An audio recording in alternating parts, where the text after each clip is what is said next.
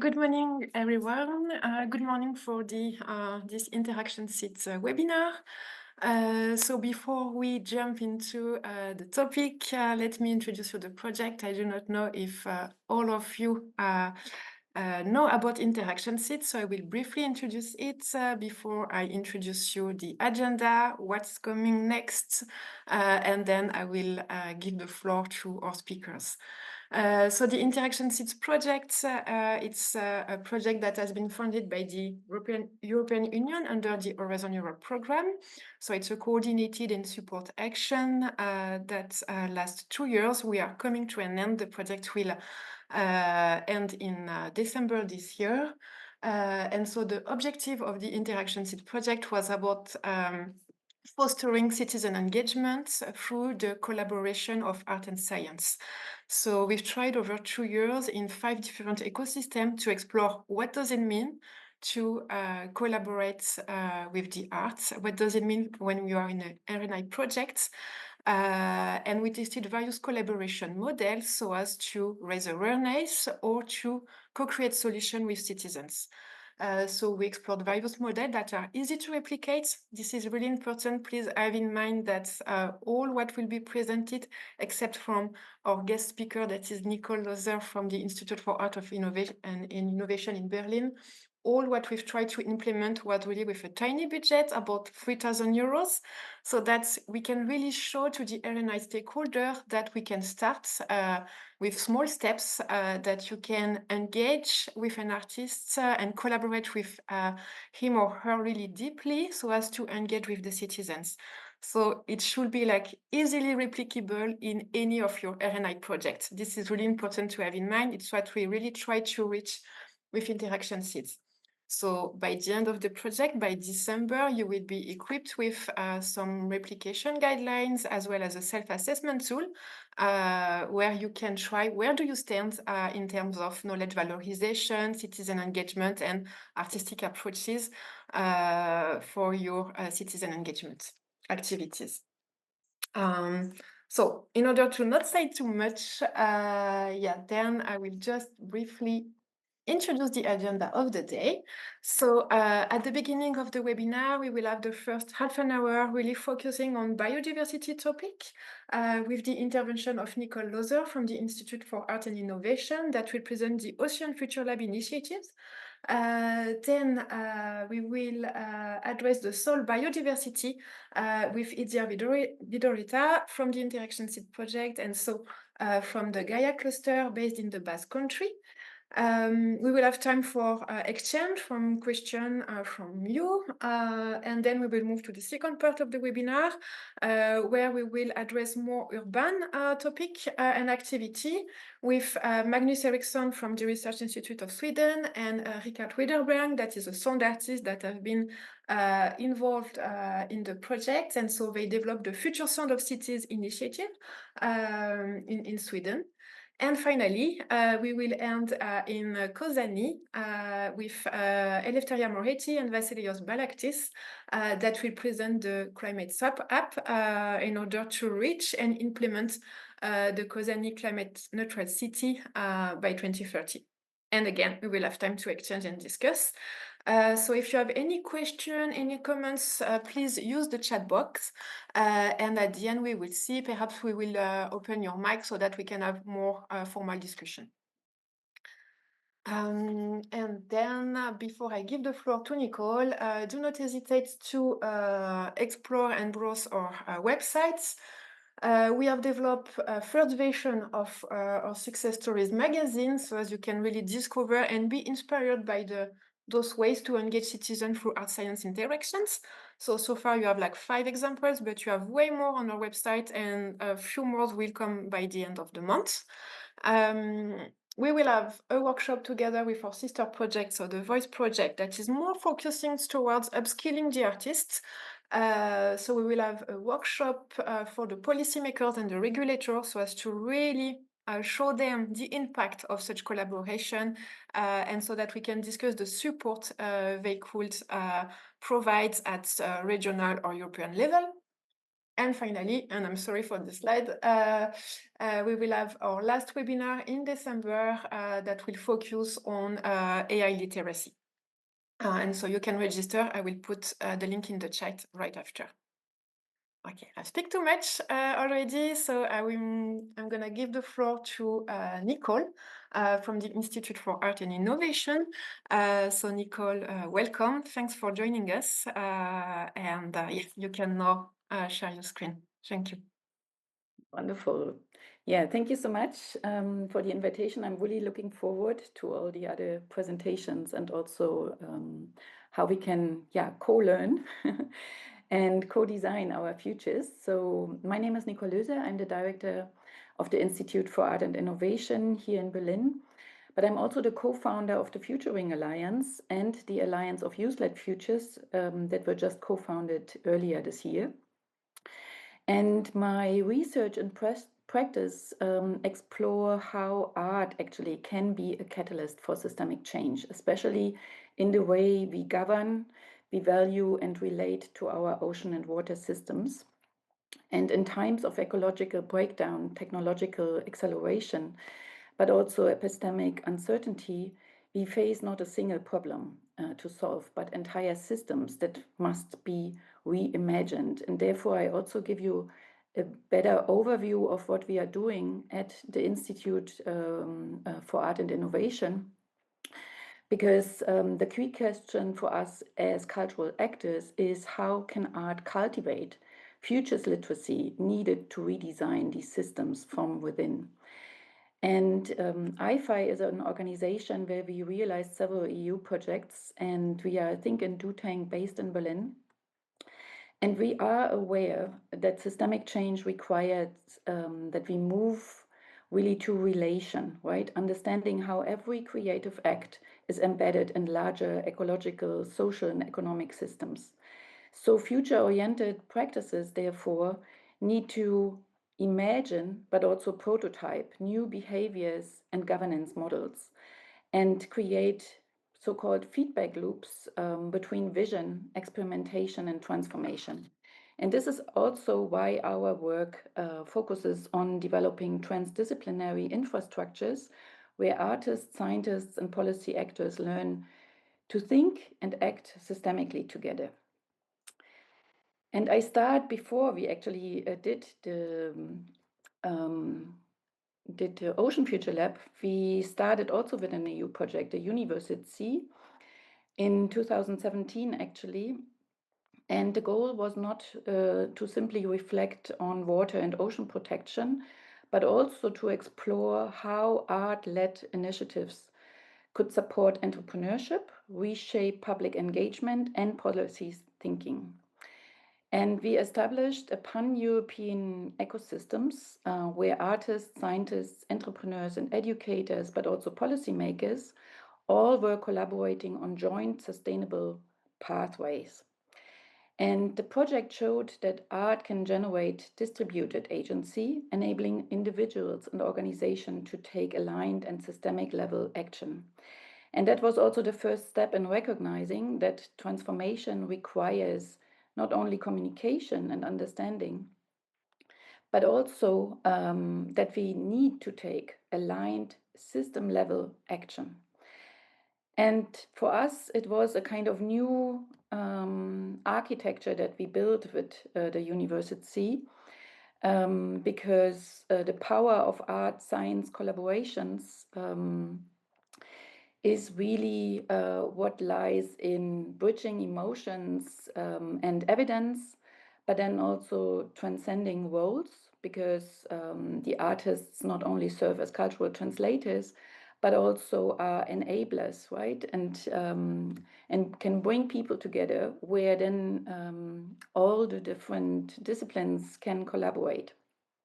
And on the other hand, it's also about making the invisible visible, because when we started with this project, it was very hard actually to talk about water pollution, because we did 3 open calls to artists and 95% of the artists replied with visible plastic pollution, so to say. So we had also to shift a bit our focus from water pollution in general to water pollution due to the plastic epidemic, so to say. And at the after the university, we realized that awareness and also experimentation without structure dissolves. So transformation requires systemic scaffolding, spaces, tools, and shared visions that allow change to evolve dynamically. And this led then to our major platform, the Ocean Future Lab, where art, science, but also policy making become components of a living foresight ecosystem, so to say. The Ocean Future Lab is part of the UN Ocean Decade, so it's a recognized activity, and it redefines foresight as a participatory cultural process rather than an expert prediction exercise. And in the Ocean Future Lab, we combine scientific models with art-based foresight to co-create adaptive futures for our oceans. If there's time, I also can show you lots of scientific and art-based artifacts. So we had all kinds of visualizations of our future scenarios. And participants then explore possible futures through world building, storytelling, but also prototyping, always grounded in scientific data and existing innovation. And this approach has allowed us to shift to really embody futures thinking, where participants not only discuss, but really can experience or sense future systems. And through these processes, art becomes a medium of collective sense-making, helping institutions to navigate complexity, but also uncertainty, while staying anchored in values and imagination. And this is, of course, also in these transdisciplinary collaborations not so easy, because often there's no time to talk about values or how to steer towards positive futures. So there's a lot of negativity in the room and that you have to deal with. But usually in the Ocean Future Lab, we talk also about the main future trends, so to say, and always try to stay on the positive side towards new greening as the big future trend. So here, for instance, you also can see some outcomes. So this was a 3D rendered island based completely on algae production. So as you know, algae can be used for energy production, but also kind of an alternative to concrete. You can also have your own food production, and then as well also like all kinds of materials for fashion. In the Ocean Future Lab, for instance, this is another outcome here. There was also a deep sea research station envisioned, and then we also developed the future box scenarios for education. And this was done with the Futurium Museum here in Berlin. But yeah, these kind of collective sense making is very important, because often people don't know what they could expect from the future. And yeah, just go into not only stereotypes, but also future visions that are mediated through social media, for instance. So it's all very technocratic, but how would it feel if we really would envision futures together? So therefore, I also will let you know about my ongoing PhD research that is building on all these projects, where actually I look into co-producing social art for blue transformation, and look into how can actually social art accelerate systemic transformation through transdisciplinary collaboration and impact producing. And the aim is to develop frameworks that connect foresight, social art, and I mean social art here as a kind of art practice that is transdisciplinary and transmedia, which means that it's also socially engaged art, but it also can embody research or artistic research and impact producing. And my aim is really to come up with a kind of cohesive methodology to enabling art projects to move from one-off intervention to systemic leverage points. And in other words, what I'm trying to do here is how future-oriented art can become an active component in governance, policy, and institutional transformation. There's also an intended project here, as you can see, the blue circular scenes. And with this, I will build on the idea of hybrid art, science, policy, and business laboratories. And but I can tell you more in the next 2 years. What is important, again, what links all these projects to each other is really the transdisciplinary collaboration that is kind of the core. And we believe that for transformative action, you first have to open spaces for people who can meet in an intergenerational, intercultural, interdisciplinary dialogue. So for me, it's also about how can we actually bring all these different knowledge systems together, be it policy and ethics, be it scientific modeling and citizens' experience, but also creativity and governance. And so the kind of idea here is that transdisciplinary collaboration can operate as a dynamic interface, so to say. So to conclude here, systemic practice in art doesn't replace aesthetic experimentation. To me, it expands it, and it asks artists to think like systems designers, but also to curators to act as ecosystem facilitators, and then, of course, to institutions to evolve from gatekeepers to learning systems.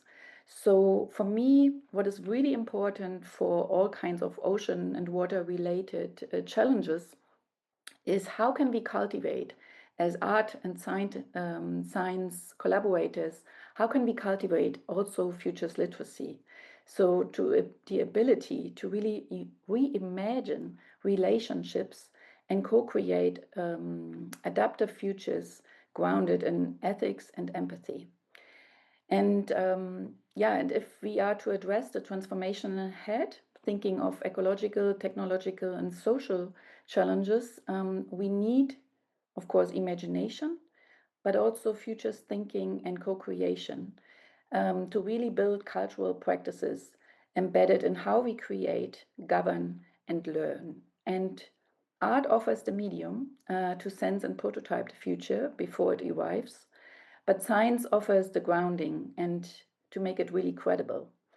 And together, I think art and science collaboration can really enable us to design systems capable of regeneration. So I would love to hear from the others also, how can we co-produce these conditions in which better futures can emerge? Thank you so much. Thanks a lot, Nicole, for this intervention.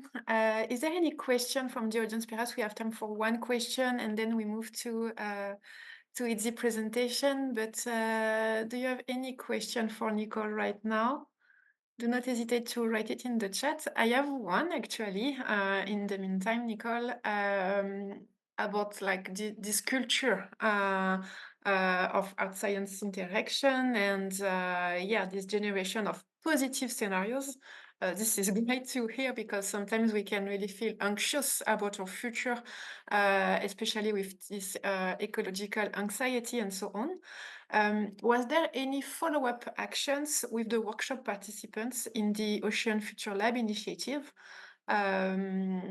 Because you have developed some positive scenarios with them, and sometimes, so as to convince the others, we need to foster follow-up activities actually, and not just launch like one thing and then it's ending. So I do not know if you have any recommendation so as to move ahead from this. Yeah, thank you for the question. I think here in Germany, and that's why I also wanted to go a bit beyond, because the university project was happening in 12 different countries. But here in Germany, it's still very hierarchical. So it's always that policymakers, if you have a kind of room for collaboration, so to say, it's always the policymakers that are kind of on top. And then we have the scientists, right? And then come all kinds of other disciplines. And then at a certain point, educators and artists. And I think this is really hard for also the kind of sustainability in these projects, because we have to overcome hierarchies. And if artists, that is my kind of learning over the years, if artists are not capable to be present in the dialogues and not just communicating, in their own kind of methods, they are not taken serious, at least here in Germany. I mean, I had experiences in other countries and there it's totally different, but here in Germany, it's still, you have to be an artist, scientist in your own personality, so to say. So you have to be an interdisciplinary personality. And I think that's why also our projects often succeed, because we are taking serious. Yeah. But it's so hard for us to also get artists onboarded who are willing to learn in the process and not just to be seen as the artists in the room, because this is also what will they bring to the space, so that they are also co-learners.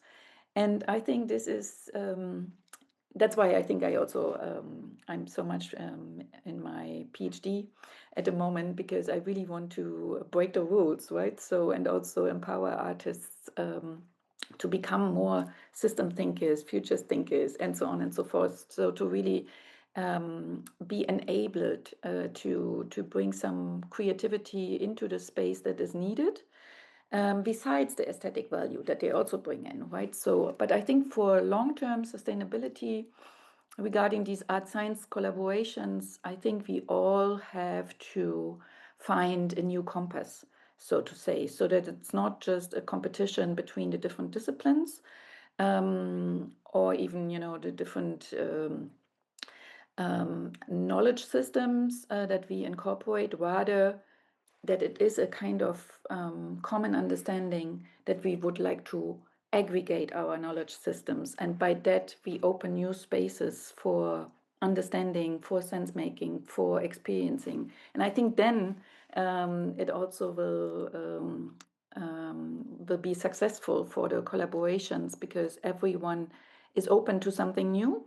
And then we can allow ourselves to also grow into something that goes beyond art and science, so to say. Okay. Thanks a lot, Nicole. We have one question from Goran in the chat, and then we will move to the next presentation. I'm also seeing that we have a question from Michael about the energy sector. We will address this question, Michael, after Itziar presentation, because actually Gaia has also tried to develop a few things with regard to energy communities. So we will discuss that, let's say, in the middle of the webinar. So, Goran question is about how can future thinking can benefit more from the past remembrance. So, how we could make sure that history and heritage are also kind of involved into this future thinking. I do not know if you have experienced this, Nicole. Yeah, I mean, for me, I mean, it's just that we also use language, right? And to me, every day we are always in the past, in the present, and in the future. Just think of yourself, right? So all the time our thoughts go back and forth. And for me, this future thinking is also more a kind of out of the box thinking, because usually when we look into the past, and this is also what can then happen with forecasting, for instance, then you just predict the data that you have from the past or the experience into the future. But for me, future thinking is a different realm, so to say, where we allow ourselves to connect in the first place and to relate to what is present. And of course, it's informed by the past, and then allow ourselves to think beyond, right? Because yesterday, for instance, I was in a book presentation on on the capitalist law, where we all depend on. But for me, it also became, again, very obvious that people lack imagination. So I think, of course, we depend on the past. We build the systems of centuries, right? So and we cannot just move freely into the future. But what we can together is to argue for the best pathway into the future, and by that also realize different systems that we have never thought before. And of course, for me, it's like indigenous wisdom, for instance, and my grandparents were indigenous, so to say. They lacked maybe a creative outlook of the future. And on the other hand, they also lacked scientific data. So a lot of things were passed on, right, from generation to generation, which is, of course, very sad that we lose this kind of experience. And on the other hand, I think it would be great if we could incorporate it again, right? So, and again, we are human beings that are capable of the past, the present, and the future all together. So, and yeah, how do we relate to each other in the first place? Indeed. Thanks again, Nicole. So we will have more time to discuss all of that. I think that at the really end, we will open all the mics so that we can have like really a discussion all together and not just like reading the question and asking them.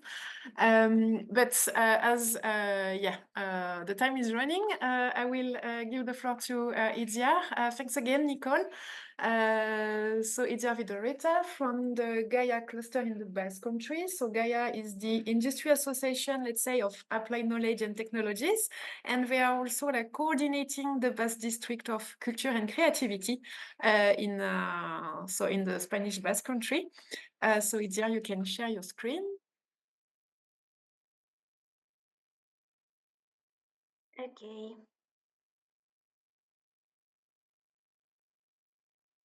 And now I think you can put it in presentation mode. Yeah, I'm trying. That's it. Yes. Okay. Oh, good. Okay. Thank you, and good morning, all.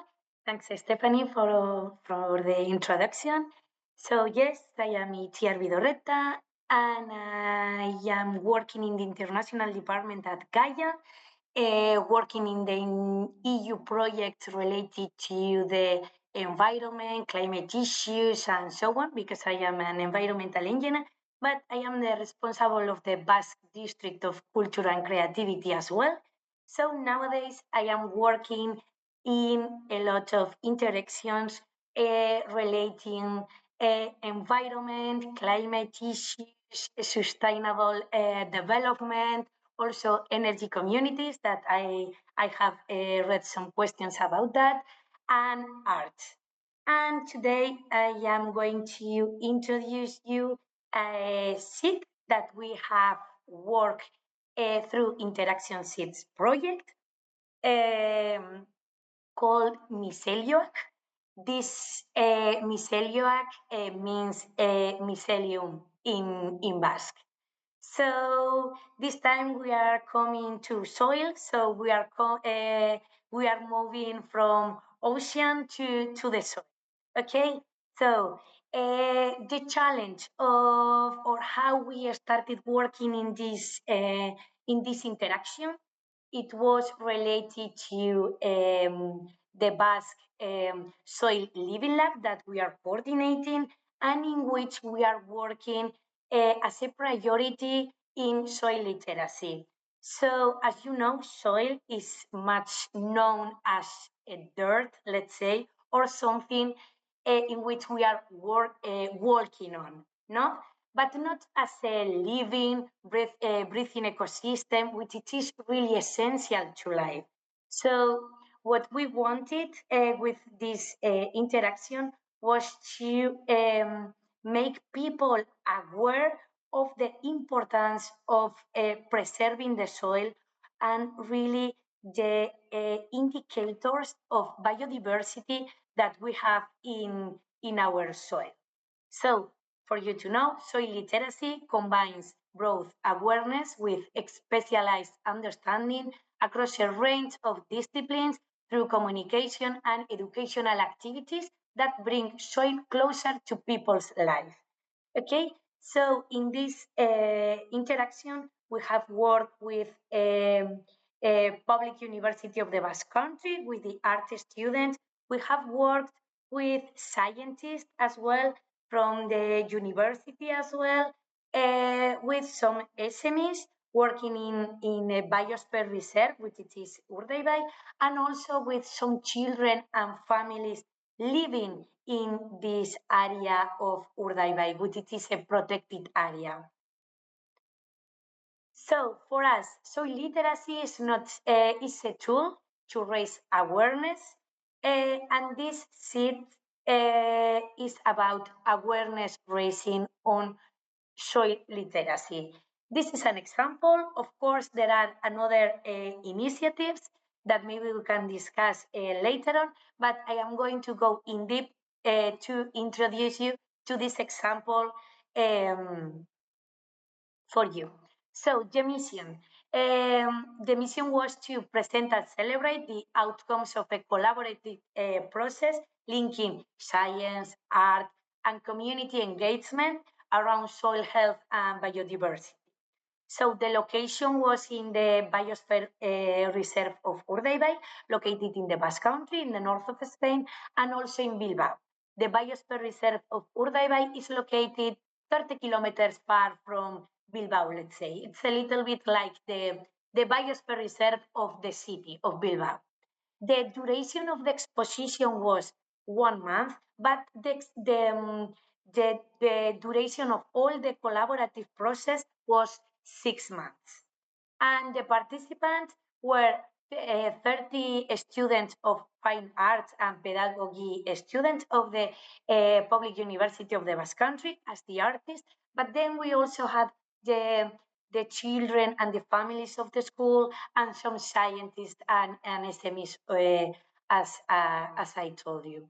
So the impact, we have the lasting artworks, because we have created a permanent art pieces celebrating soil. Also the changing perception, to make the general public understand about the importance of soil. We created also some educational material. We printed them also for the general public and for the children as well. And of course, the intergenerational dialogue between the citizens, artists, the experts, the scientists in soil, and so on. So this is the creative process that we follow through these 6 months. First, we have the field immersion. The students of arts visited Urdaibai. We went with them to some places in we are making some interventions to analyze the local soil. And we started working with them also in which kind of bioindicators we have in soil that could be inspirational for their artwork. Then we have this documentation phase in which students capture the textures, colors, and forms through the photographs, sketches, and notes for their creative inspiration. This took another 2 months or a month and a half, more or less. And then the artistic creation came. In this artistic creation, they use multiple techniques like the graphite, inks, they mix media, acrylics, oil, watercolors, natural pigment. They made really, really nice work. And finally, artwork. And finally, we have the exhibition in a very nice place in Bilbao, in the center of the town. So the general public came into the visit. It was free of charge, so they could visit, make a visit to the exhibition. Also, we have an opening event. I will explain everything right now. So The field immersion. This took us, it was a day activity with the students. They had the opportunity with the students of art, okay, and fine art from the public university of in the Basque Country.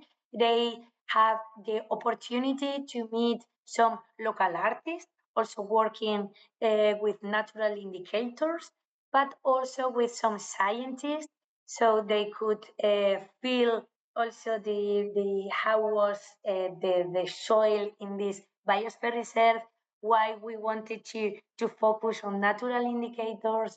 And of course, we also visited some places that could be inspirational for them. Then it came the documentation phase, in which we used biodiversity as art.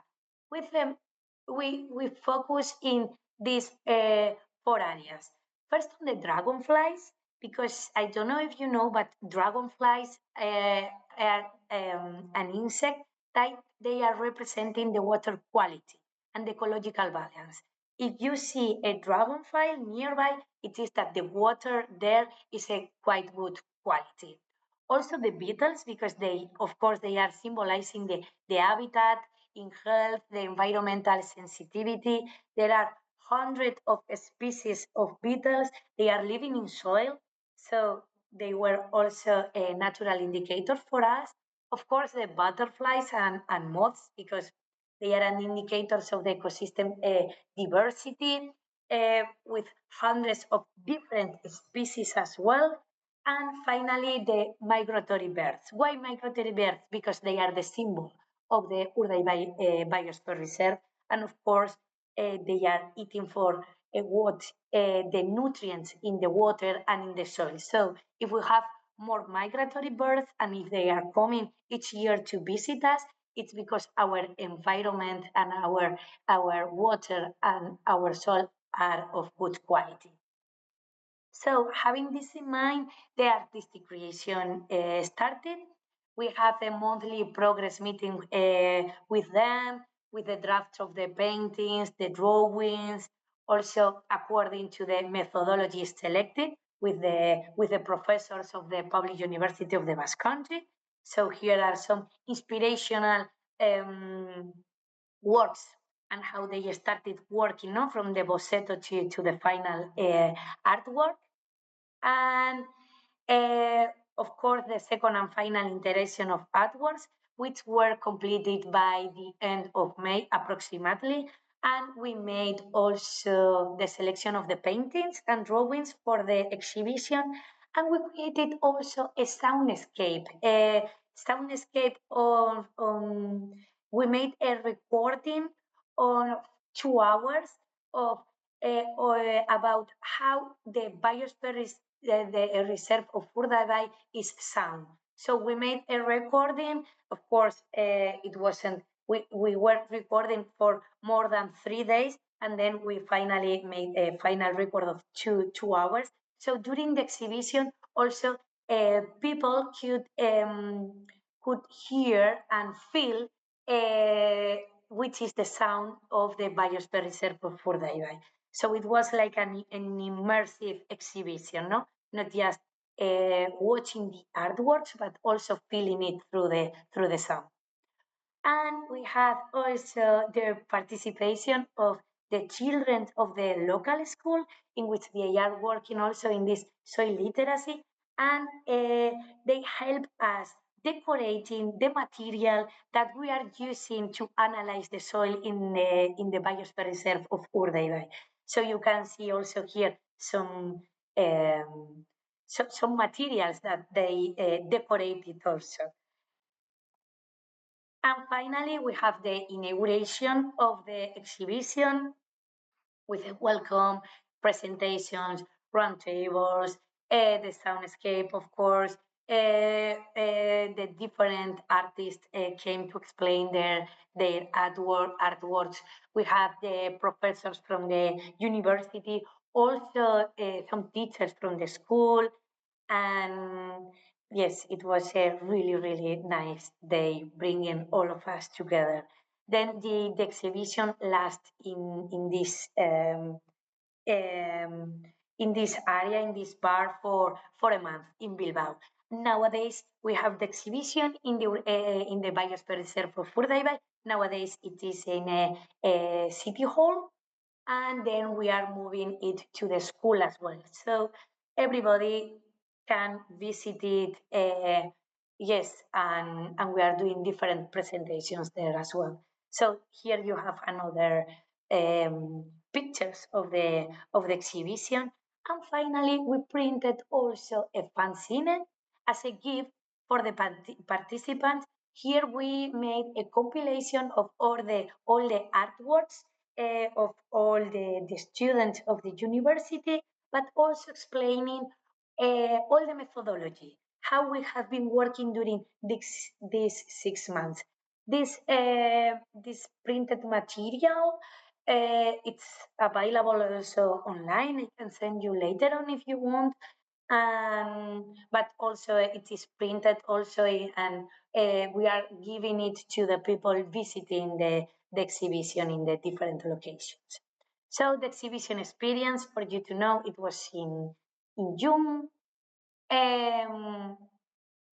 We had the round tables, also with the students and the visitor engagement, of course.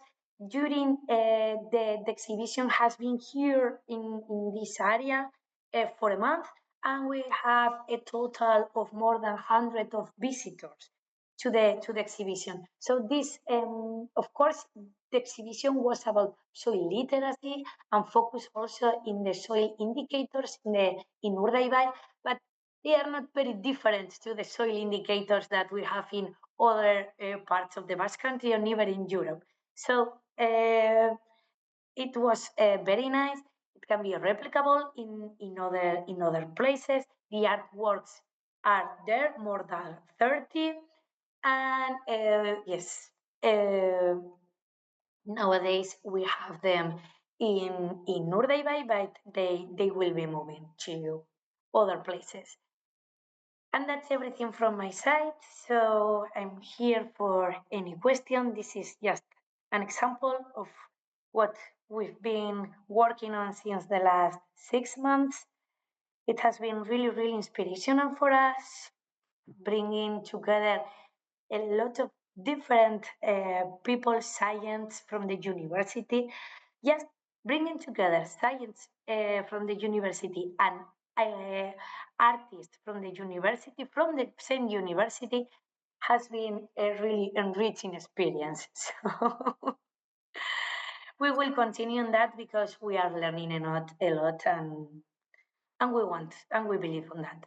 So that's everything from my side. I'm here for any question. Thanks. Thanks a lot, Itziar, for this presentation. So do not hesitate to write your question in the chat. And I'm seeing that actually there is two things that we could discuss right now before moving to the next part of the meeting, of the webinar.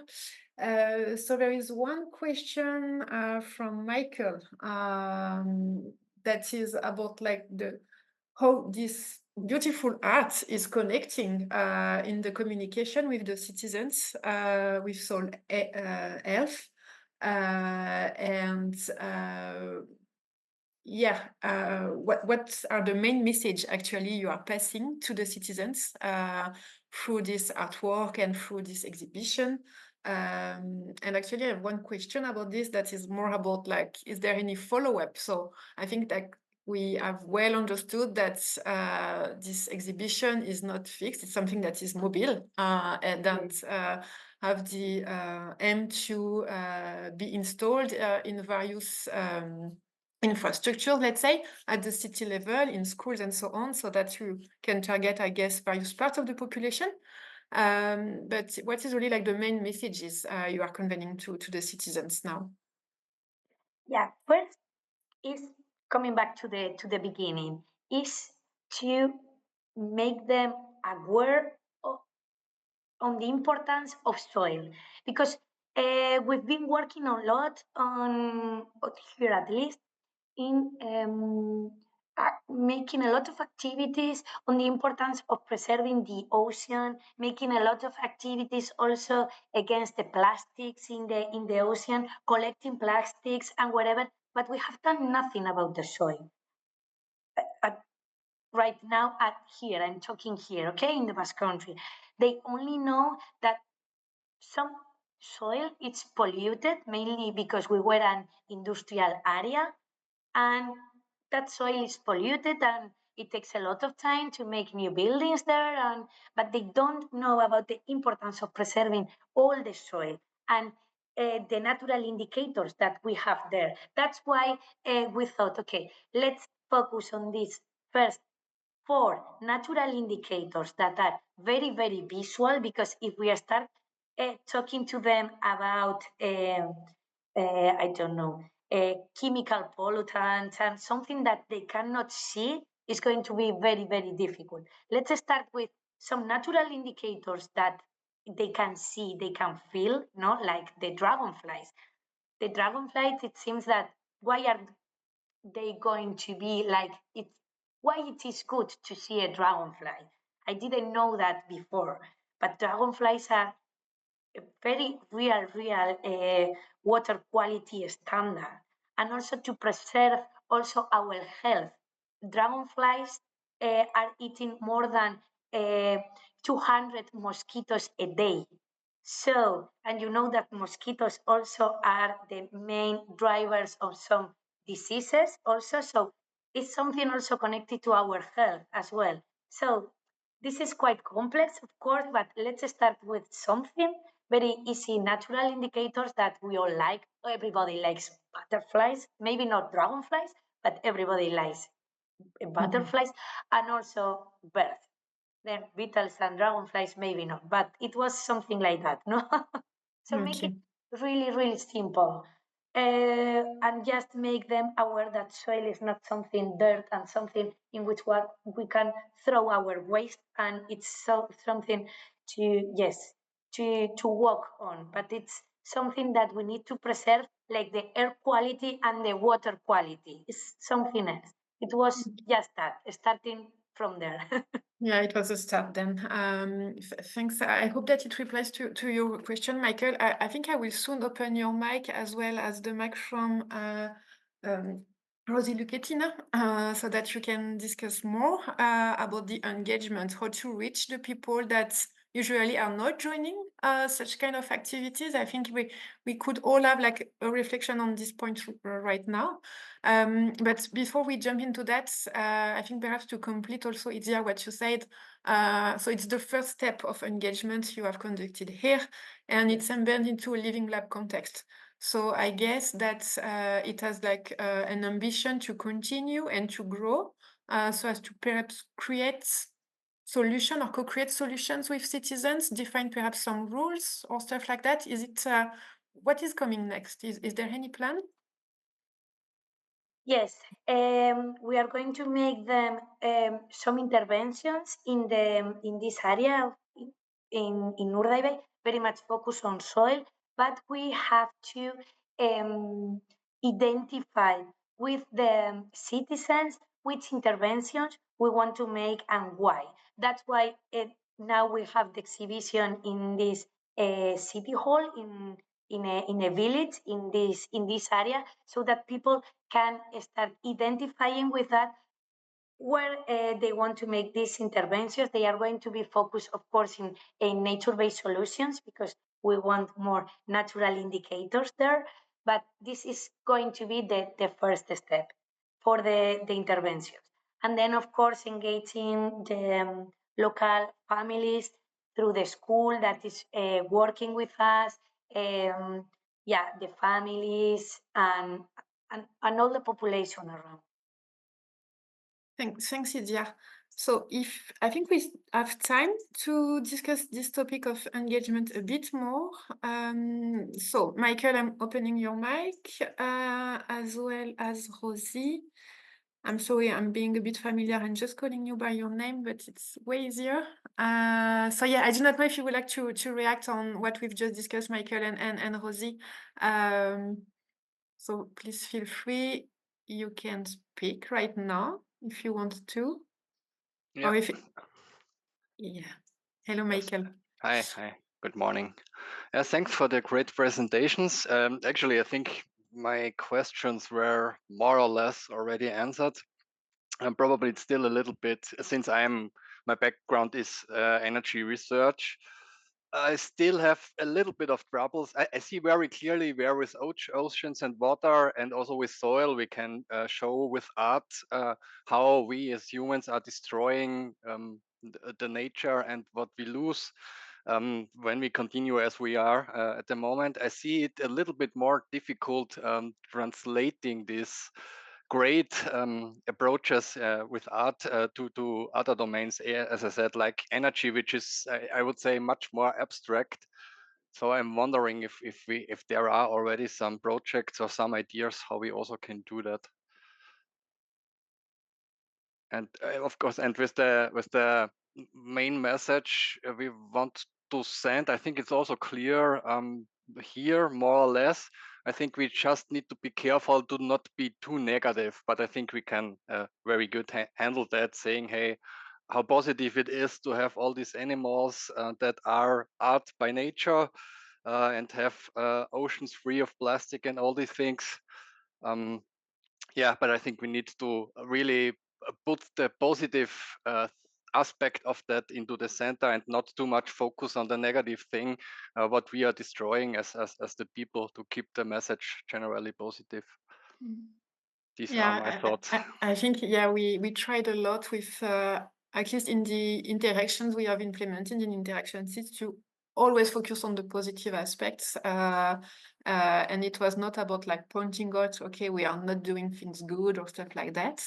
So it was, and I think it was thanks to the art that we have been able to only try to think positively about those issues and not put the negative aspects up front. Even though it was to raise awareness, I think that through the artistic engagements, because here, okay, it's like art school students that have been involved, but in others, we always have an artist that was working with.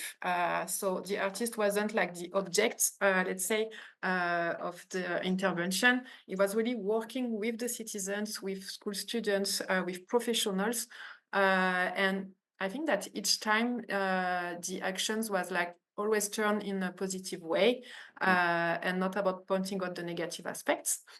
And about your question on how we could translate this into energy communities or in other topics that are less tangible, let's say. Actually, what we tried, so we addressed various domains in the project, also the health and the well-being. We wanted like to play and explore. And I think that one of our main lessons is that everything can be easily translated into any context. And Itziar, perhaps you can reflect on what you have done with the Saint Fidel school and like the fact that you wanted to create another energy communities in another neighborhood, let's say, not only focusing on energy savings, but also on sustainability and on the link with nature benefits. Perhaps you can reflect on the activities you have done there. Yes. Yeah, and I have to document everything because everything happened like 2 weeks ago. But for you to know, Michael, also we are developing we have developed another seed focused on energy communities. Of course, it's something intangible, energy, so it's not so easy to make like artworks or the publication, the fanzine that we have done, for example. That's not so easy. So what we have done this time is we have created an escape room. I don't know if you are aware of this kind of games, escape room, that it's finally you have different clues and you have to go like, yes. So it's something portable. It takes you like 40 minutes or something like that to play the game in groups of 4 to 8 people, more or less. And it's everything about energy saving, energy communities, make you aware on how, which is the consumption of going to a mall, buying a t-shirt, drinking a Coke and coming back to your house, for example. These kind of things. It's very easy to play. We are targeting, in this case, people older than 12 years, because there are some mathematics and something to play with.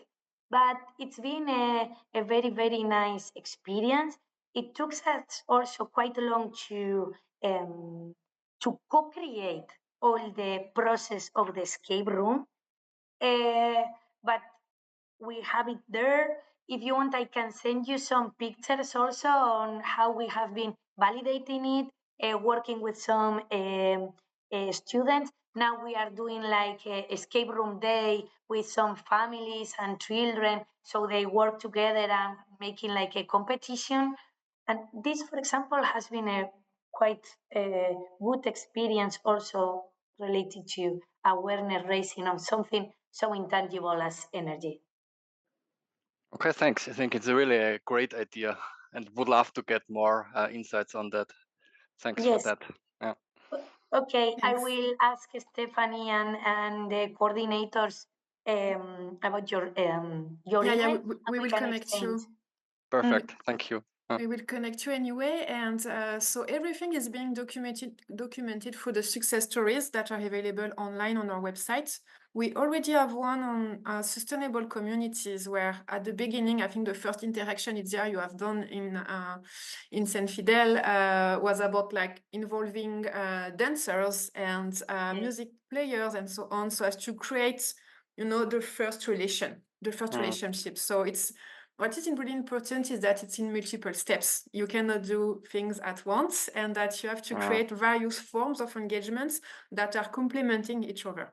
So I think this is kind of one of our key message from InteractionSeeds. What we learn is that it shouldn't be like a one-off event, and actually you can combine various forms of engagement over time, depending on the relationships you already have with your community. And this, I think, can also reply to your question, Rosie, about how to involve the people that usually do not join.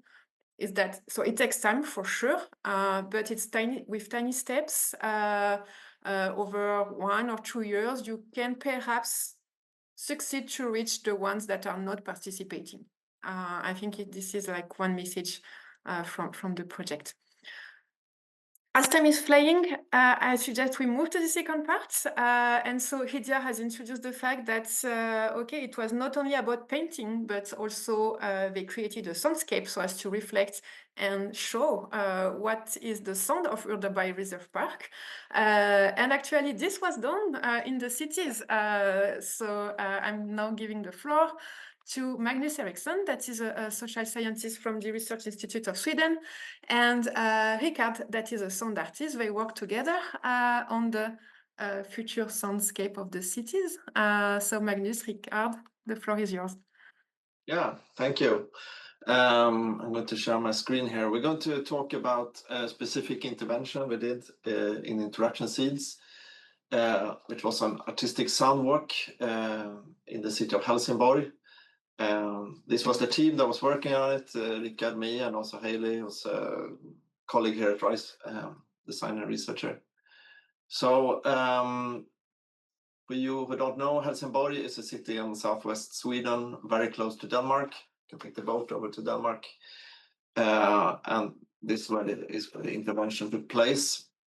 And it was in the context of a research project called UVAR for Us, that was just starting at this time, so it was kind of in the beginning, very, very beginning of that project. And UVAR stands for Urban Vehicle Access Regulations. So that's a name that describes all efforts to regulate what kind of vehicles and mobility are able to access the city, typically to reduce car traffic in cities. I have an example of it here from Gothenburg in the photo, where a street is closed off for cars in the summer. It can also be about road tolls or making car-free spaces, or turning parking spaces into other things. And the project is about how these type of interventions can help create the idea of the 15-minute city. That was part of the call. A 15-minute city is a urban concept that where the idea is that you should only have 15 minutes by walking or biking or some sustainable transport to all the public services and social practices and so on you need to live a good quality life. So if urban vehicle access regulations are a bit about removing, creating space in the city, this other 15-minute city is a question of what do you want to fill this space with, what kind of social practices and so on. So that's a bit what this was focused on, and how you can involve citizens in imagining these new cityscapes. And in order to imagine the future cityscapes, you also need to become aware of your current cityscape and your current experience of the city. And that's what led us into this exploration of different senses, how we experience the city with different senses, and a particular focus on how sound affects our experiences of cities today and in the past and in the future. So with that, I will hand over to Richard to explain a bit of what we did. Yes. So hi, I'm Richard Widerberg. I'm a sound and media artist from Sweden. And first, I have to say I'm really happy to be invited by Magnus and Haley to this project. Really interesting project. So this is just some images of different projects I've been working on. And when it comes to sound, I work with sound culture, which listening and sound art, of course. And in this case, a sound walk, which I worked with. And I work with installations, performances, and participation. And when it comes to sound, I'm really interested in how our sounding environment affects us, which I think it affects us a lot. And this is like part of this project, what I want to explore. So we did a sound walk in Helsingborg, and I want to explain what a sound walk is. A sound walk is a walk with focus on listening to the environment. And when I searched for sound walk the other day on the internet, I found out that mostly nowadays, when people talk about sound walk, they talk about it's like a headphone walk. You listen to something while you're walking. But in this case, sound walk is when you listen to only the environment. And the word itself was invented, or the concept was invented by the soundscape movement from the 70s, the World Soundscape Project by R. Murray Schafer, a Canadian researcher. And before I explain what a sound walk is, I just want to also say that a nice thing with a sound walk, when it's come to this context, it's a really easy and interesting way to explore our sounding environment. Doesn't take much time, and it's a nice experience. Also, it's a way to experience space from a new point of view. And how is the sound walk? How is it made? It's a walk in a group with a leader, and you walk silent, or focus on your listening, and you follow the leader. And when I make a sound walk, I make a path on beforehand. I might also improvise with that path while walking. But in how I do it is that the group doesn't know the path on beforehand. So they just follow me and listening, which is quite nice, because then you can just relax. You just follow someone. It's like you can always, it's sort of meditative walking. You don't need to think, you can just focus on listening. And usually you can do it from 10 minutes up to half an hour or an hour, as long as you want, of course. But I would say that minimum time is maybe 10 minutes, because it takes time to get into the sound. When you walk slowly and listen, you kind of, after 5 minutes, you start to hear things that you didn't hear before. because I think that in most of the time when you walk around in cities or when you walk around, you don't think about all the sounds around you. So first thing is that you just hear maybe short things, you think a lot, but after some time you get into this meditative listening and hear everything. That's at least that's the idea with the sound walk. And also as doing it as a group activity makes it also easier to focus on the listening. Like walking alone, you're in your thoughts, but if you walk as a group, it's like easier to focus, get into it, and just follow someone. And like I mentioned, a sound walk is about listening to all sounds. And in the soundscape context, we talk about background sounds, foreground sounds, and foreground sounds can also be sound events that gives attention to you. And all of these different sounds form the soundscape, like the overall soundscape, like that is everything from that specific place, city, wherever you are. And when I say listen to all sounds, it's important to hear all the sounds that we use to filter out in our everyday life. Like I mentioned before, that most of the sounds around us we filter out because we don't have the energy to listen to it. If we listen to all the sounds all the time, we will get crazy, I think. But our ears and our brain hear all the sounds all the time. Like it just points the focus on what to listen to. For example, speech. Then it gives, we put focus on speech, and they might not hear the fan in the room, for example.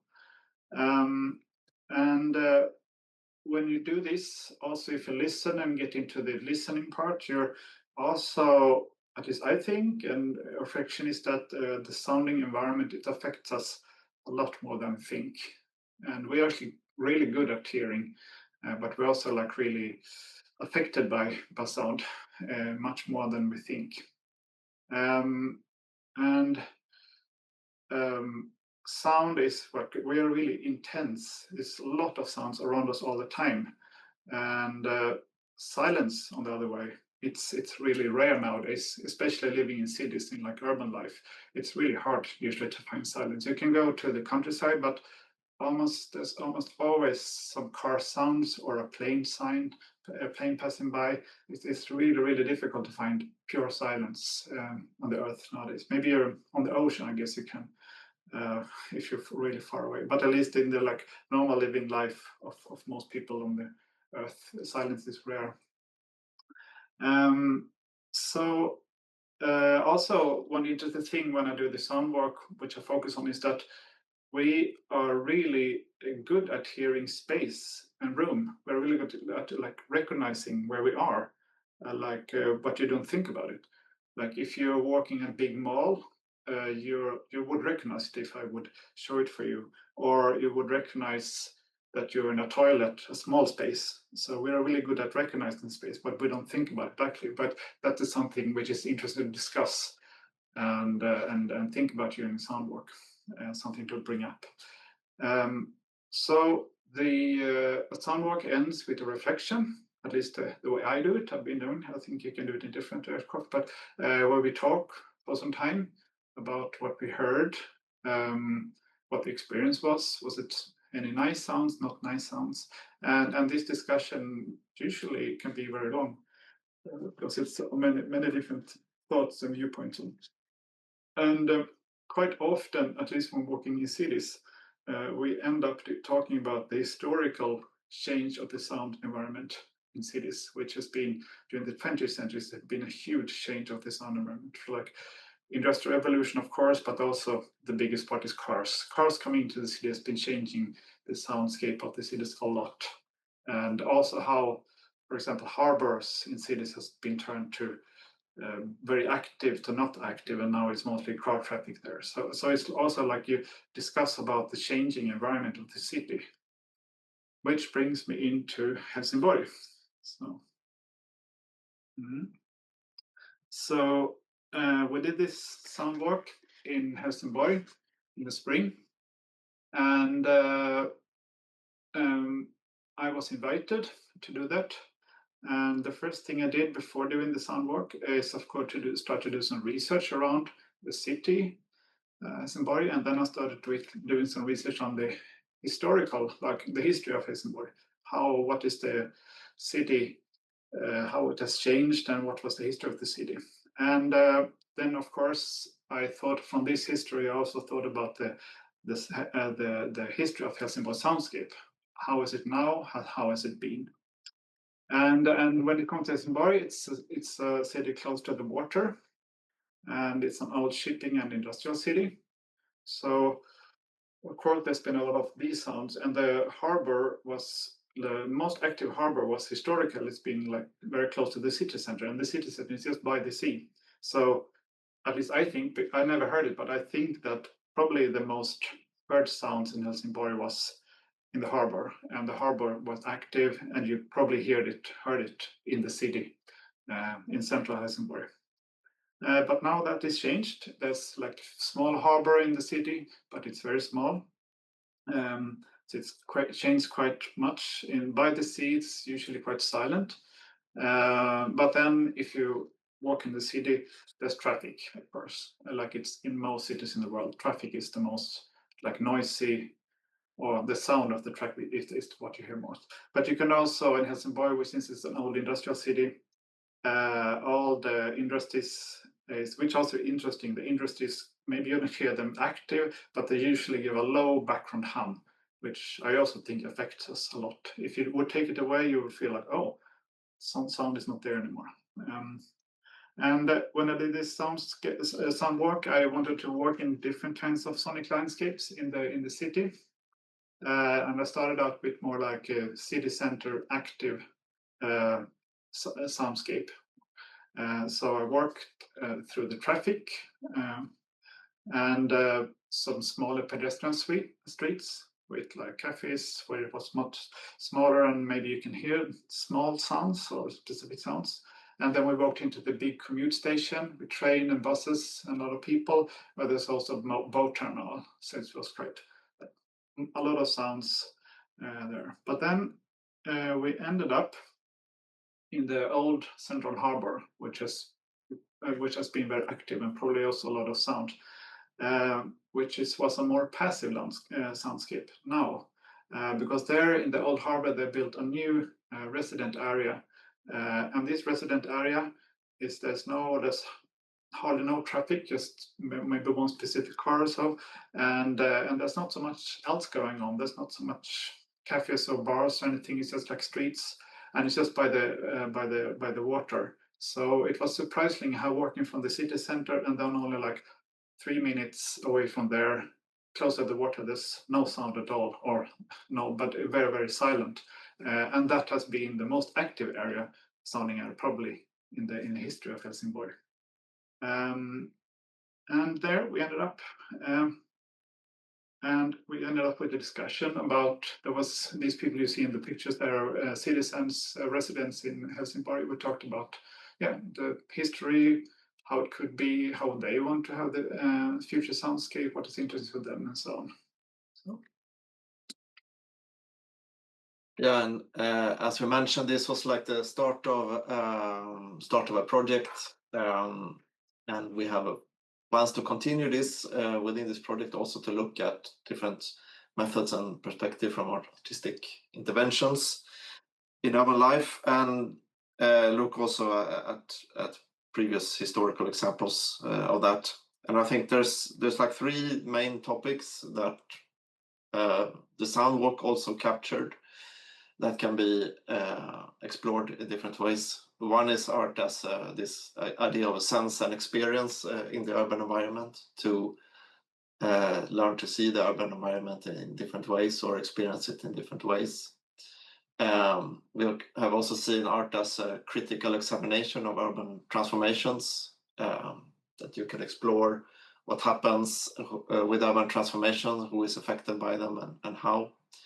And also finally, like art as a way for social participation and empowerment of involving citizens in deciding the future of their cities.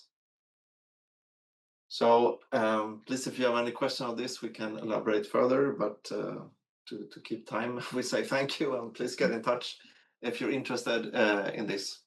topics. Thanks. Thank you. Thanks a lot, Magnus and Richard. That has been really interesting. Is there any question? I think we have time for one question and then we will move on. I think I have seen someone raising his hand, but I cannot find it anymore. So do not hesitate to use the chat, and perhaps then I will ask one question. So Richard, if I am not mistaken, you are from Edinburgh, right?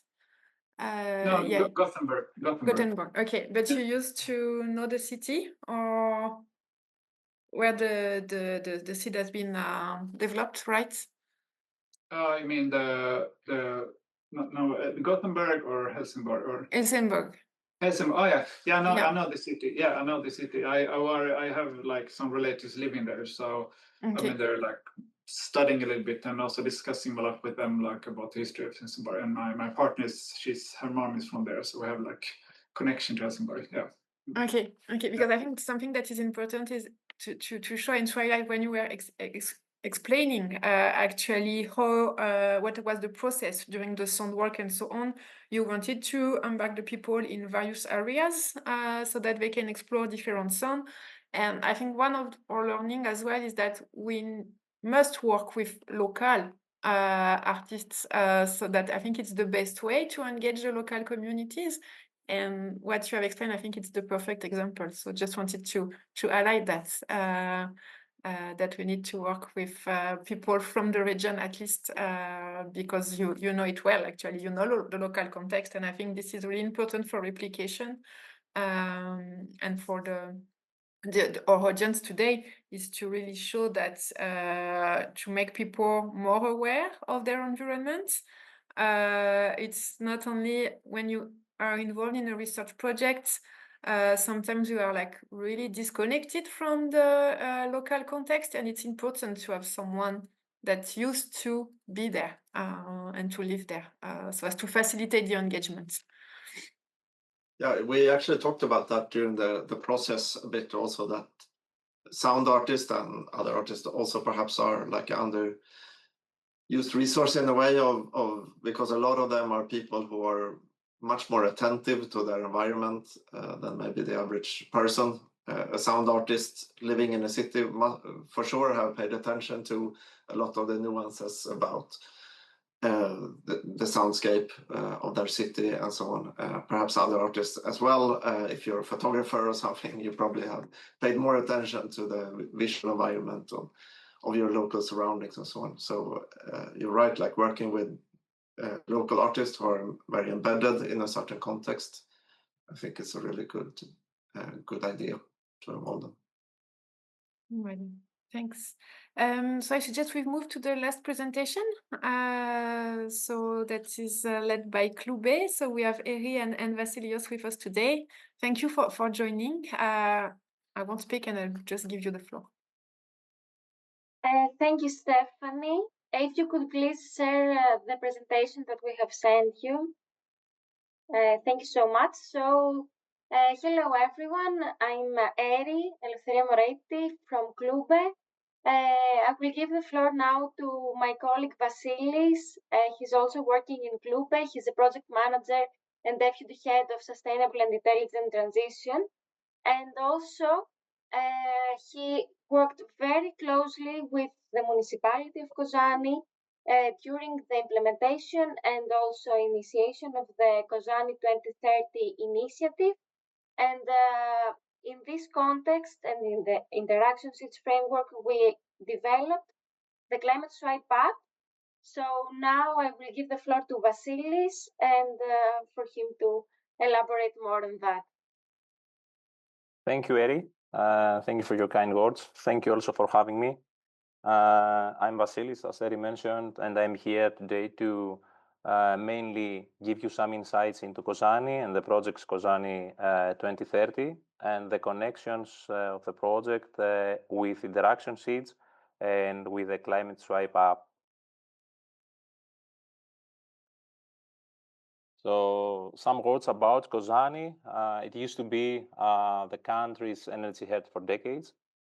It's now the capital of a region in transition. The region of Western Macedonia is in a decarbonization phase under the just transition mechanism. And for this reason, the region and the city and the municipality are facing unemployment and demographic problems. And of course, they require a new development model based on sustainable economy and renewables. Kozani 2030 is the municipality's flagship initiative started back in 2021 with the effort of the municipality led by Klube to join the 100 mission cities mission and take the label, and evolved in the mega project after the award of the label, aiming at achieving climate neutrality, laying the foundation of this new development model. Kozani 2030 is the mega project that is culminating in signing Kozani's climate contract, which is a strategic implementation plan and also the commitment to achieve climate neutrality by 2030 as part of the mission of the 100 climate neutral and smart cities by 2030. The goal of the mission in general is to deliver 100 climate neutral cities by 2030.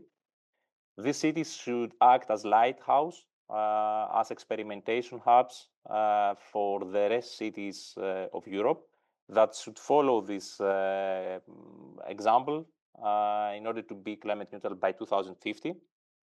And the key idea behind it, behind these emblematic projects, are that they should be co-designed by the citizens, for the citizens and with the citizens. So this should be a central part of the whole process. Kozani's climate contract aims at reducing CO2 emissions, at creating a green economy and new jobs, reverting the trends of negative population or immigration, transforming the city into a smart city, and also co-designing the actions, as already mentioned, with, by, and for the citizens. The Climate City Contract is a holistic approach, is a holistic plan that covers everything related to the city. However, in order to be measurable, we have to divide some fields so that we can monitor the evolution. So the main 5 fields of action, collecting all the actions of the contract, are energy, mobility and transport, waste and circular economy, green infrastructure, and smart city. All the actions aim at reducing the municipality's emissions at 80.3% by 2030. Here you can see some pictures related to the aforementioned co-design. You can see events in the central square as part of the preparation of the contract. You can see also some lectures in the university or some discussions with authorities and also some events in the city's library. On the other hand, the project InteractionSeeds is a Horizon Europe project that bridges and connects research and the arts, promotes citizen engagement, drives human-centered technology, collects and shares good practices, and broadens social environmental transformation through artistic scientific collaboration. Our idea goes to develop something that is fully in line with the Climate Cities contract to help the city also achieve its goals. And this goes the idea of the generation of the Climate Right Up. So the app is a web-based, easy-to-use application that where citizens are invited to answer to 20 questions, open and closed ones, expressing their opinions about the situation and the achievement of the climate neutrality in Kozani. On the right-hand side, you can have 2 screenshots of the app with questions. Of course, the language is Greek, because our goal is to spread the message in the city, and also in terms of replication, bring the message also to the region and to the whole country. And the photos are taken by young photographers that live in the city or in the surrounding area, taking this also into consideration, because we try always to be as inclusive as possible. The goals of the app is to achieve climate neutrality, to empower citizen participation, to collect data from their answers, and enhance climate awareness. And all this, through this participatory approach and app, lead to the democratic foundation that facilitates the aforementioned co-design and gives the commitment of the city to transparency, co-creation, and inclusive governance. The Climate Stride App, fully in line with the project Kozani 2030 and the contract, acts as a dynamic civic engagement tool directly aligned with the goals, and turns public sentiment into actionable insights for climate policy. Here we have all the information in one place. You can also scan the QR code, and you can immediately build on it to the application, so that you can answer the questions. And the expected outcomes are related to 3 main categories to the citizens. We would like to give them the sense that they have a voice and an opinion in the policy-making process, raising their awareness. The second pillar is local authorities that should gain valuable data to strengthen their governance, to realize what's going on, and also proceed with sustainable development. And in general, the sense of transparency and inclusiveness should be always be there to allow us achieve our goals. Crucial for us is for the project to be replicable, to help us also achieve the goals of the city, and also bring the message in a general, broader auditorium. And for this reason, the app is translated in Greek, so that we can also proliferate the message. We engage with the local institutions and universities to bring this in the classes to make it happen. We promote in the city collaboration through Klube that acts regionally. Also, throughout its networks, we try to spread the message also in the region to the other cities of the region. And of course, we monitor the whole process to get the desired results. The next steps for the app is, of course, to analyze the results in collaboration with the municipality, with the responsible team in the municipality and the key stakeholders. We try to promote the app locally through various communication campaigns. This will be on our side. We have arranged also that this would be also in the municipality side, in Kozani's 2030 side. And at the end of the project, the idea is that everything should be transferred to them, so the maintenance, the hosting, so that they are in charge of this. And of course, integrate citizens' feedback into policy making through these activities. All in all, the Climate Stripe app is a powerful yet simple tool that brings citizens and authorities close together to support the process of Kozani's climate neutrality, help shape inclusive and effective climate policies, and bridges the voices of citizens with climate solutions, supporting this greener, sustainable, and collaborative future for the city. And that's all from my side. Of course, for any question, I'm at your disposal. Thank you. Thanks a lot, Vasilis. Thanks a lot, Evi. So now all the mic have been opened, and I'm seeing that there is one question or comment from Michael. So Michael, please.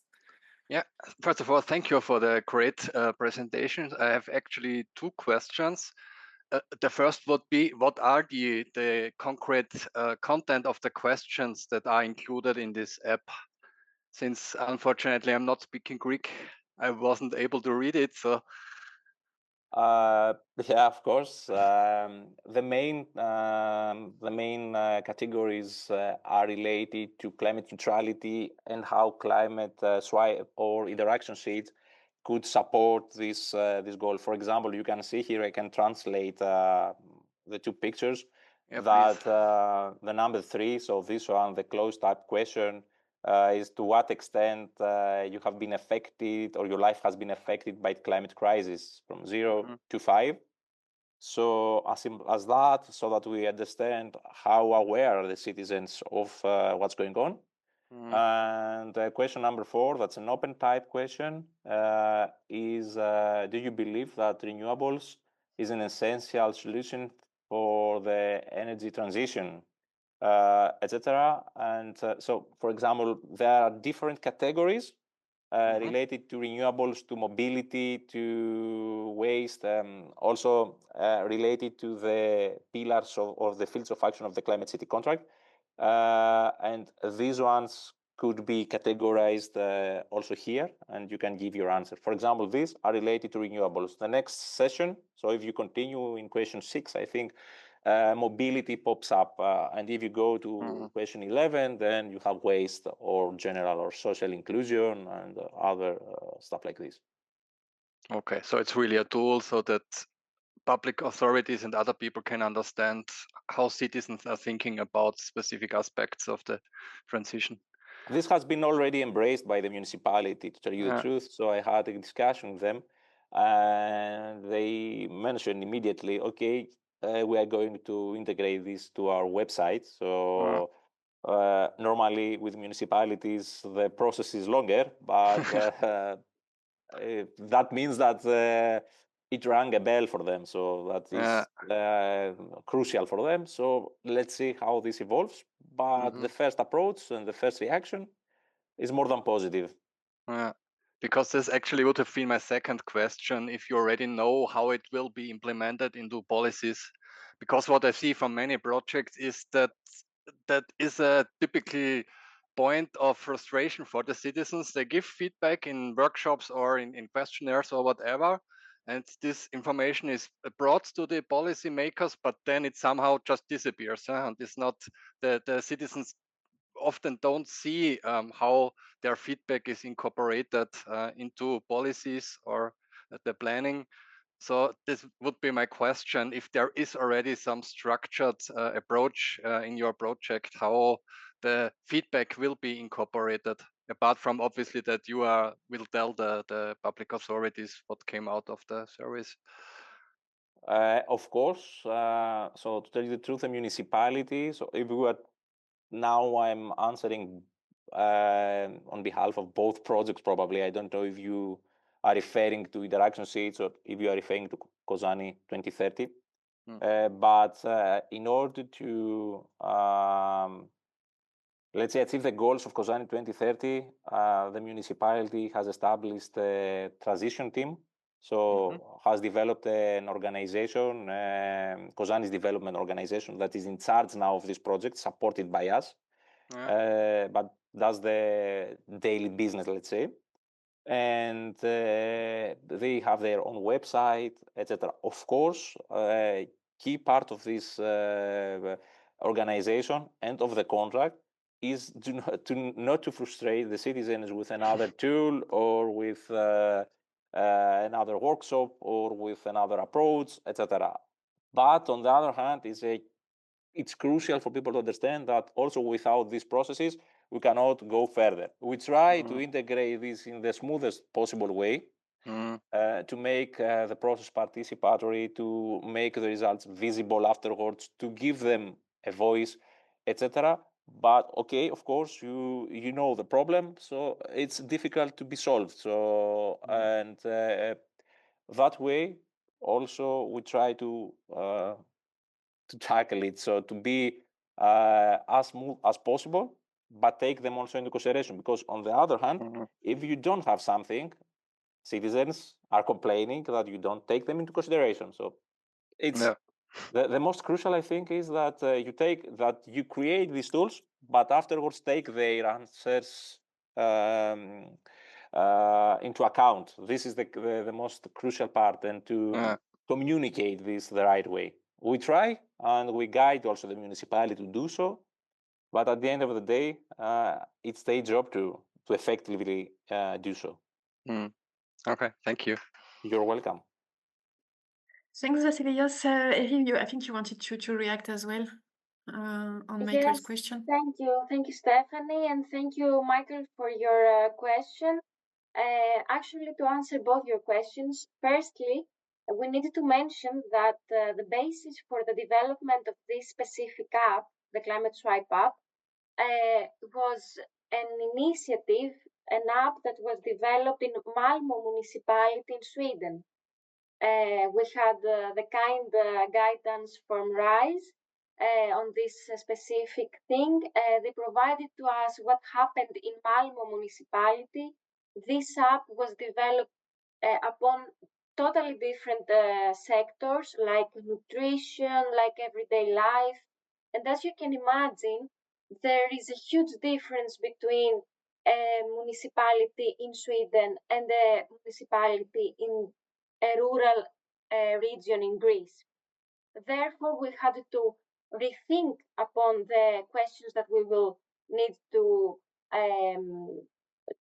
ask the citizens. This is where the COSANI 2030 came in to provide us with this guidance with the sectors that they are targeting in order to do a fully aligned process to also use what we had from Malmö municipality, but again, tailor-made into COSANI's needs, challenges, opportunities, as well as how COSANI could target the goals that we have established during the participation in the COSANI 2030 initiative.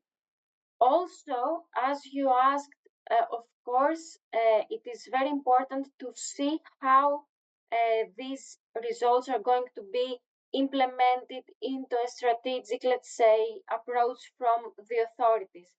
As I already know, the municipality needed to gather this information, and as Vasilis mentioned, they did a lot of activities in order to gather this information. We developed this app in order to be as user-friendly as possible for them to just scan the QR code into an event, into wherever they go in COSANI, they can find the QR code.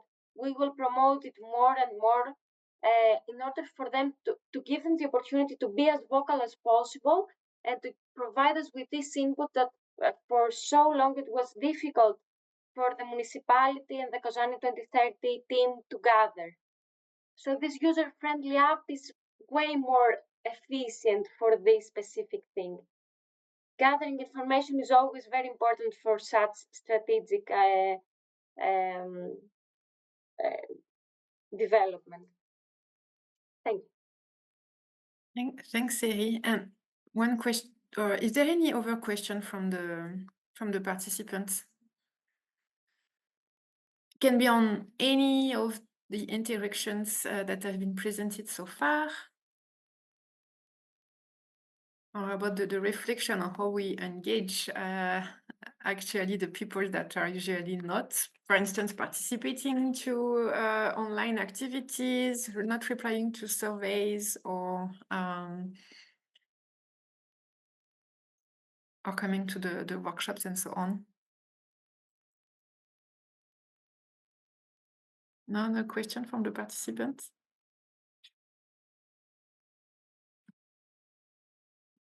Okay. Well, I think that unless I do not know if on our panelist side you wanted to reflect on previous discussions and on what has been discussed in the chat as well. If not, we can close the webinar because we are already super late.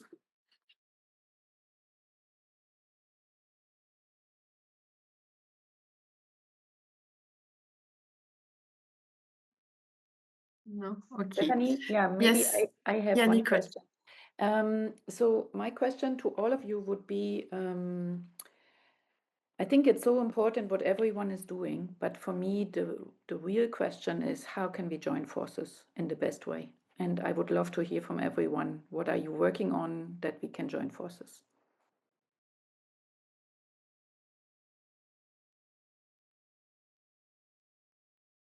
I do not know if the participants would like to share their experience and their current project so that we can join forces, because otherwise I can speak and I can reply, but perhaps it's nice if we hear from you.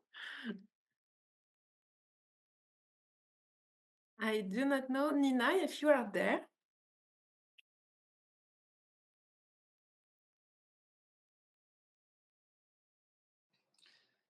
No, Maybe I can say something, not an answer, but also just to reaffirm that I think this is a really good question, because there is always a risk that it becomes quite fragmented. And especially if, if the context is more inside the research projects, they might have a context that continues and networks and continual projects and so on. But if the art intervention more comes in from the side, there's a risk that it's hard to build on that to the next time. So I think it's really good to think about how different contexts can work together in a more long-term way, but I don't have a solution, fortunately. Yeah, indeed, in these projects in InteractionSeeds, we try to explore various domains. And sometimes it wasn't our zone of comfort, let's say. For instance, we have few elements on well-being as well. And so perhaps only RISE has previously worked on various type of domain because of your activity. So being part of social science and design department, for sure you have to be working on various topics, but for the others it wasn't the case.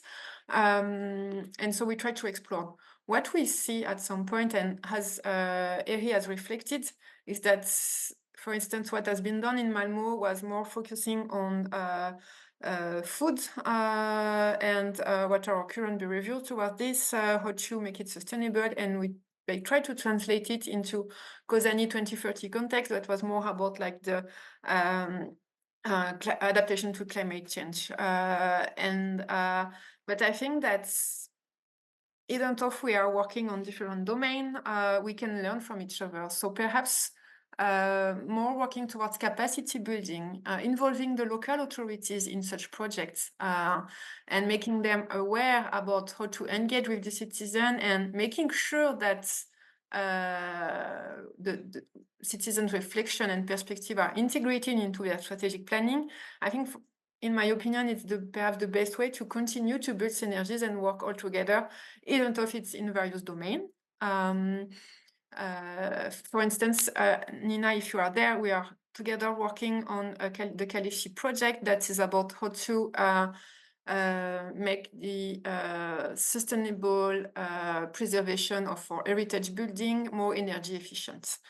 So we have various use cases around Europe. All are different maturity and different levels, different contexts, and so on. And actually, what we see is that sometimes it's difficult to bring the citizens together with the local authorities. And also with the scientists at some points, because they do not always see the interest to ask for participatory approaches with the citizens, because they are not experts in the domain. And so, yeah, we are just renovating a building. What does it matter?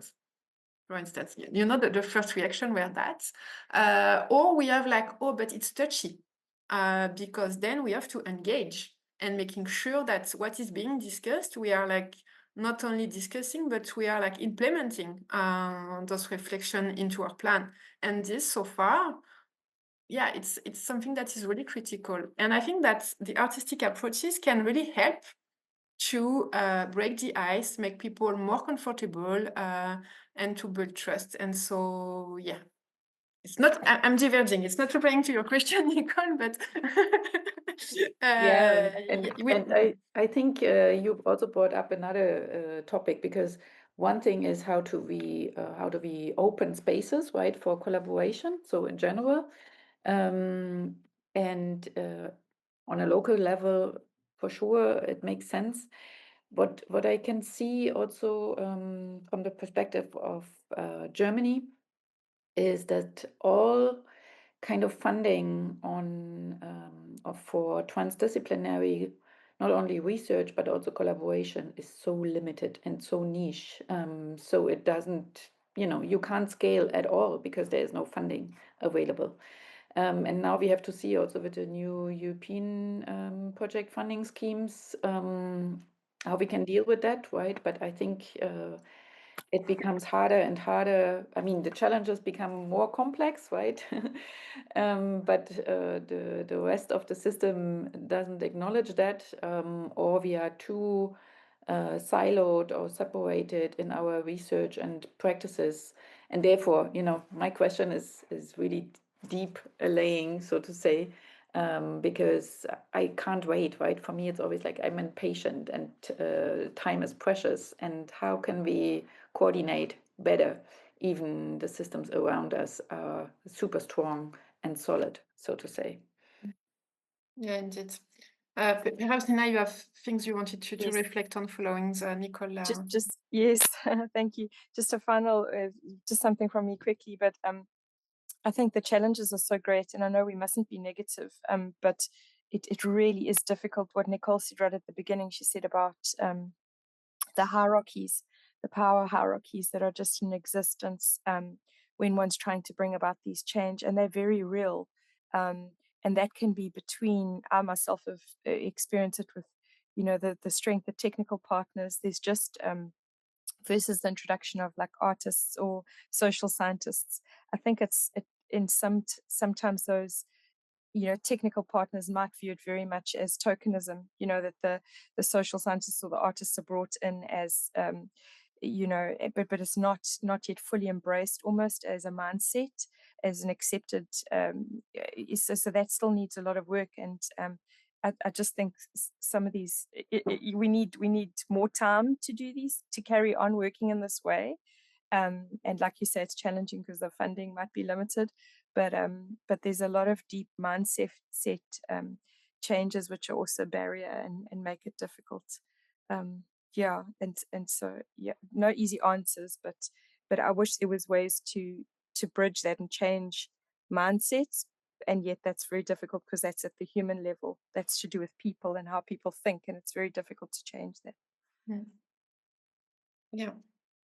Thanks, Nina, for your reflection. At InteractionSeeds level, and then, we will close the webinar, but what we reflected is that perhaps we should make sure that in each of our research projects, no matter in which domain we are, no matter if it's if we are only focusing, for instance, on Horizon Europe programs, no matter if it's a CSA, an innovation action, or research and innovation action, at least all of us should make sure that at some point in, for instance, the engagement work packages or in the communication and dissemination work packages that we should have anyway, we need to make sure to include a task that is about these artistic co-creation approaches or artistic engagements, so that to, plant all the seed actually, and making sure that at some point we are able in each of the research projects we are involved to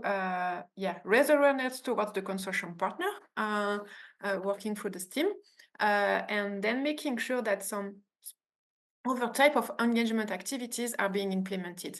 I think it was like what we were able to come up with, and especially since I do not know if you have realized, but I think in all what we presented today, it wasn't only about the InteractionSeeds project that allow us to do it and to test it, but we combine it with other research projects. For instance, it has been the eco-shells on the soil biodiversity, the project funded by the Driving Urban Transition Partnership for the Sound Walk, and for the Climate Swap app. You embed it into other activities you have at Clube with regard to COSANI 2030. And so we need to make sure that we mutualize the resources and the project we are involved with, so as to make sure that we raise awareness and we really implement into all our research activities. Because this has been done with really minimal budget, let's say. Some were more expensive than the others, but we try to really like join forces, at least within the project we are involved. So can be like a first step. Then we need to do more, and I know Nicole about this impatience and wanted to do more, but if we want to be practical, I think it was of what we have been able to discuss, and it was also a reflection from the other our sister project, the Voice project, that we should start with that, and not try to have like a specific program funded by the European Union, but we need to distill it over any research activities.